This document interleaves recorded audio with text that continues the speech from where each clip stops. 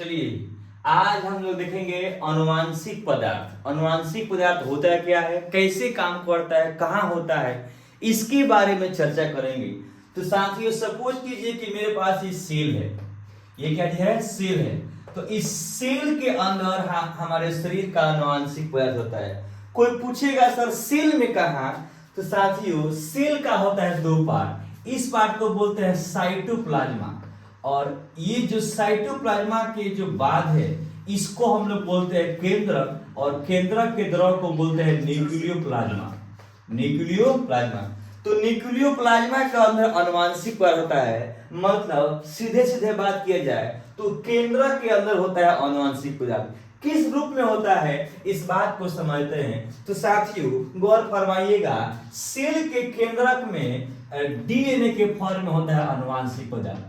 DNA के रूप में होता है अनुवांशिक पदार्थ। तो चलिए हम डीएनए को और गहराई से समझने का प्रयास करते हैं। तो डीएनए को हमने बाहर निकालने की कोशिश कर देखेंगे किस किस रूप में होता है अनुवांशिक पदार्थ, इसके बारे में समझने का प्रयास करते हैं। अब देखिए साथियों, सेल के डीएनए को हमने बाहर निकाला और इसको फैलाने का प्रयास कर रहे हैं कि सेल के डीएनए के अंदर कौन कौन सा अनुवांशिक पदार्थ है, इसको समझते हैं। ए भैया, हमने क्या किया, इस डीएनए को बाहर निकाला और निकालने का प्रयास किया। तो डीएनए को जैसे हमने बाहर निकाला, ऐसे ऐसे बाहर निकाला, तो देखा कि डीएनए के अंदर जो पदार्थ है क्रोमैटिन के फॉर्म में है, यूक्रोमैटिन के फॉर्म में है, हेट्रोक्रोमैटिन के फॉर्म में है और क्रोमोसोम के फॉर्म में है। ठीक है दोस्तों, अब आगे हम समझते हैं कि देखिएगा डीएनए को जैसे बाहर निकाले तो किस पार्ट को बोलेंगे क्रोमैटिन, किस पार्ट को नहीं बोलेंगे क्रोमैटिन, इस बात को समझते हैं। अब देखिए साथियों, ये हमने क्या किया, डीएनए को जैसे बाहर निकाला। अब देखिए डीएनए वास्तव में होता है निगेटिव चार्ज। क्यों होता है इसके बारे में समझाएंगे कभी ना कभी आपको। इतना समझिए, डीएनए पर निगेटिव चार्ज होता है। और देखिएगा तो डीएनए को पैकिंग करने के लिए इस पर एक विशेष प्रकार का होता है प्रोटीन, और इस विशेष प्रकार के प्रोटीन का नाम होता है हिस्टोन प्रोटीन।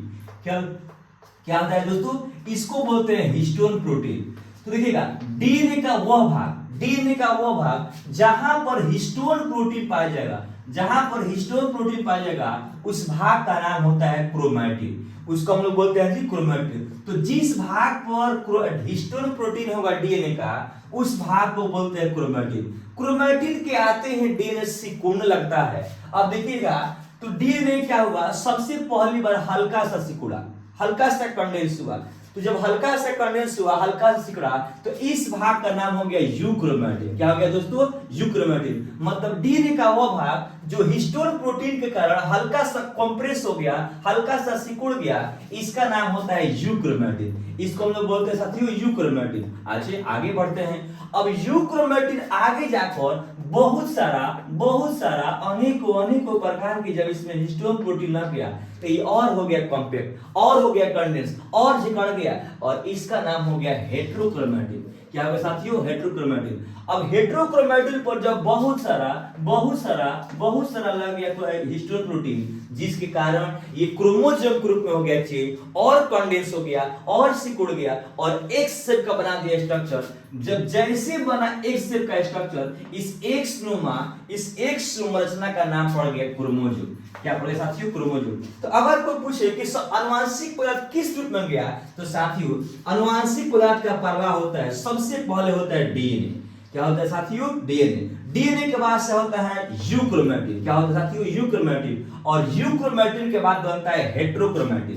देखिएगा तो पहला हुआ डीएनए, उसके बाद से क्रोमैटिन, उसके बाद से यूक्रोमैटिन, यू के बाद आ गया हेट्रोक्रोमैटिन, और हेट्रोक्रोमैटिन के बाद बढ़ गया क्रोमोसोम। क्या बोलते हैं साथियों, क्रोमोसोम। तो सबसे पहले अनुवांशिक पदार्थ बनता है आपका डीएनए के रूप में, उसके बाद से क्रोमैटिन रूप में। अब क्रोमैटिन में कौन क्रोमैटिन, तो यूक्रोमैटिन, उसके बाद से हेट्रोक्रोमैटिन, और उसके बाद बनता है क्रोमोसोम। अब आगे समझेंगे कि सर यूक्रोमैटिन और हेट्रोक्रोमैटिन में क्या अंतर है, किसको बोलेंगे यूक्रोमैटिन, किसको बोलेंगे हेट्रोक्रोमैटिन, इस बात को समझने का प्रयास करते हैं। तो अभी समझिए क्या समझना है साथियों, कि सेल के न्यूक्लियस में से हम निकाले डीएनए को, और डीएनए को जैसे बाहर निकाला तो देखा गया जिस पर पाया गया हिस्टोन प्रोटीन, उस भाग का नाम दे दिया गया क्रोमैटिन।